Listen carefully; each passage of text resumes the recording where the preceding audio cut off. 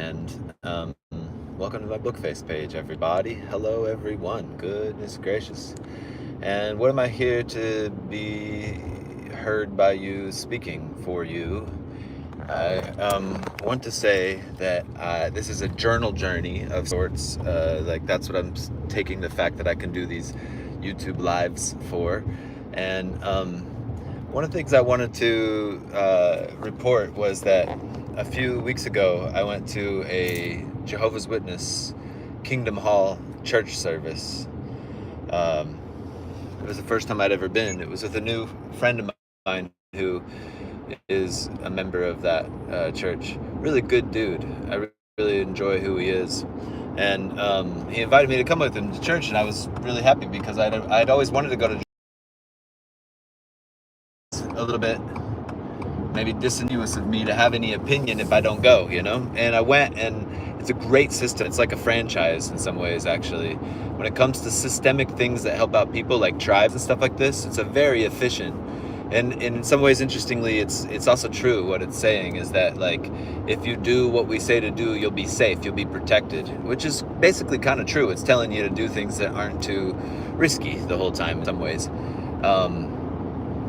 It's very clean, the system, compared to like Mormonism, which is very systemic in its own ways too. That's why Mormons are very good at entrepreneurialism, but also is so family-centric that it's interestingly, like, sort of in a cool way, kind of chaotic or something like that. There's like kids playing around all the time. And this was like, there's professional speakers that somehow within their church, or they travel around and speak, and it's just very, very well done, very peaceful in there, I would say. I don't think I could ever believe in it. I think the Pandora's box has been open for me in this life, and that barring some sort of brain injury, it probably won't be closed. I can't really be a team or tribal person, actually. But anyway, a few days after going to the Jehovah's Witness church with my friend Levante, I was in an airport and I saw their missionaries, and I mentioned to them that I went to, most of the time when I see mission, maybe I'll share some ideas with you too.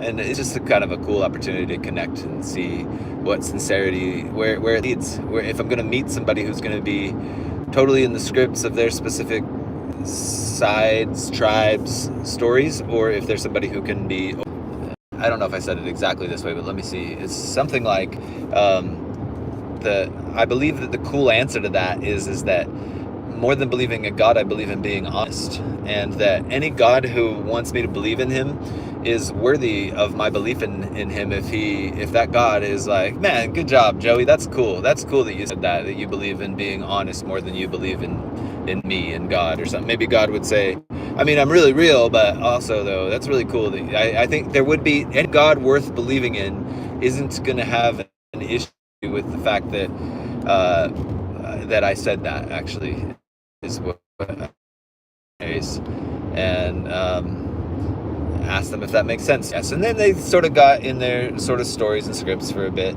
They were cool, though, you meet people where they're at, and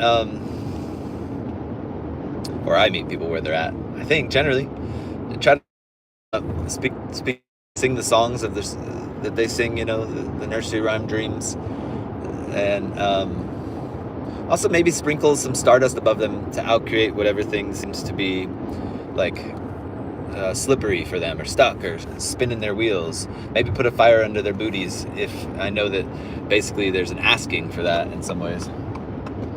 But I wanted to say, like, that in regards to this, I was thinking about how for me, I don't think that, like, I left the tribe that I grew up in. I grew up in Mormonism, and I left that. I mean, what did I do? Did I walk away from something? Was it literally with my feet? No, I said to everybody, basically, no, I don't believe this. I really don't. I know I don't. I've been telling everybody I did, but I never really did. That was all an experiment that y'all told me to do. I could explain I could explain the reasons why, the social forces and the resource management understanding of why I would speak with the lines of the tribe and how that was a sincere kind of experiment, and how it was also something that is understandably coming from a position of resource management is what I would say. Tribes are in some ways resource management, survival, resource management things. As a kid, if a parent tells a kid that, so this is horrible, if they say, don't go into our room, there's monsters in there, like a little kid is going to believe that, basically, because they know they don't know much, basically. So the understandable development of humans commonly believing in the scripts that our tribes tell us to believe in. So anyways, when I first left the Mormon church, I sort of thought, maybe I want, hey, by the way, I see there's 5 viewers here. Chime in below, say hello, have me know who you are. And also, subscribe to my channel. This is a live thing, so I got an opportunity to say to, I think there might be people who aren't on my channel normally, subscribe please. Chime back, there'll be fun things they'll be offering, and I'm really excited about the fact that I can do these live videos now. But anyways, when I first left the church, I was kind of like, I can't believe that they don't listen to me. The tribe that I came from, they wouldn't listen to me. But actually I can understand them. I can understand, and I don't want to shame them either. And I guess I want to apply this to even politics, like it's understandable why the Mormon people believe in the Mormonism, or they claim to, or they align with it, or they whatever. And the same thing goes for any political side tribe or anything like that too, actually. Like, it's totally understandable why you believe, you think, you see, you say what you do. And I don't want to shame you at all, no matter who you are, and whatever tribe or side you're on. I don't want to shame you, actually. It might be a bit of a shame that the energy is going in a certain direction for me. Oh man, that's a bummer that the energy in this way is going, or that person got stuck in that stubbornness or something like that. There's moments where, for me, I am a bit like, oh man, that's a bummer, man. The energy could have gone a different direction. But also, like, compassion, compassion, like, I don't want to take the Mormon church away from my mother or father. It's basically their main social setting. It's how they, in a big way, get support around them.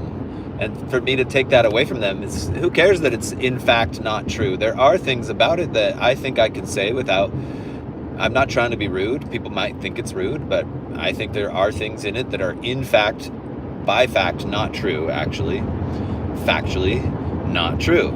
But in some ways, it kind of doesn't matter that much if somebody who is in it is getting support and resources that they need, and community. That's what matters, is that it works, actually. So I don't know, it seems like it applies in some ways to the politics thing too. So when I told that missionary, the Jehovah's Witness missionary, that I believe in being honest more than I believe in God, also in some ways, sometimes I believe in being compassionate more than being honest, because honesty might not be helpful, actually. If I say to someone the truth in a way that's actually going to make it to where they won't align with the truth because I can tell they've got blocks to it, it's a matter of helpfulness, being truly helpful. It's not a matter of needing to get to have to lie or anything like that. It's a matter of doing the best we can to never have to do that. Do the best we can to not lie, and do the best we can to tell truth, even in the face of authority, when we can, as we can, if we can, to be helpful, actually. But also, sometimes, when someone's perhaps dying and, hey, what do you believe in? They say they believe in, I don't know, Kuan Yin, whoever that, I don't even know much about who Kuan Yin is, but they totally believe in Jesus, and they believe they gave their life to him and that they're going to heaven for that. What are you looking forward to when you meet him? Asking them that. You see, you're sure you're going to meet Jesus when you die because you gave your life to him 20 years ago. Yeah, if they say yeah, then, oh, cool. What do you think you're going to say? What's it going to be like? So in some ways I could say I believe in compassion more than honesty in that way. Anyway, let's see. What else is there to say? Why am I on here? Where's this leading? I believe in honesty more than God, and sometimes I believe in compassion more than honesty. I believe in being truly helpful, actually. And I believe that God is like the word cause, is like the word creator, is like the word source, is like the word perhaps awareness or consciousness, maybe even. And I believe in being helpful. And I believe in being helpful with what we know there's request energy for. And then the request energy comes from preciousness, the preciousness of your own specific boundaries of where you are, of what you need or what they need. So as body beings, we humans need the basics in some major way: talk, touch, listening, movement, balance, locomotion, that's movement as well, loading our body, unloading our body, balance, presence. And so, chime in here to see what's going to be going on. But I have a school. We teach what I call advanced human basics. We do 4-day trainings throughout the nation. We're on a free tour of talk, touch, listening, movement, music, dancing, magic, and miracles, and providing awesome value as we go about the world, and providing also immersive trainings or certifications in the physical application of loving kindness. So yeah, you can reach me at joey360.com, joey360.com, or you can reach out to me here on Facebook. And I'm curious what you have to say about this, what you think about this. Like, do you believe in God? Do you believe in what do you think about the belief in God compared to the belief in honesty?